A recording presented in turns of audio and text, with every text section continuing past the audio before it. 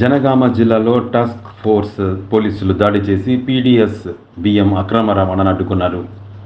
ప్రభుత్వం పేదల కొరకు ఉచితంగా పంపిణీ చేస్తున్న పీడీఎస్ బియ్యంను కొందరు అక్రమార్కులు అక్రమంగా నిల్వ ఉంచి తరలిస్తున్నారు. ఈ మేరకు పక్కా సమాచారం రావడంతో టాస్క్ ఫోర్స్ పోలీసులు జనగామ పోలీస్ స్టేషన్ పరిధిలోని ఓ కాలనీలో దాడి చేశారు. తక్కువ ధరకు పీడీఎస్ బియ్యం కొనుగోలు చేసి సొంత ఇంటిలో నిల్వ ఉంచాడు ఓ వ్యక్తి. రంగంలోకి దిగిన జనగామ పోలీసులు దాడి చేసి పట్టుకున్నారు. 36 క్వింటాల పీడీఎస్ బియ్యం స్వాధీనం చేసుకున్నారు. విచారణ నిమిత్తం జనగామ పోలీసులకు అప్పగించినట్టు టాస్క్ ఫోర్స్ ఏసీపీ మధుసూదన్ తెలిపారు.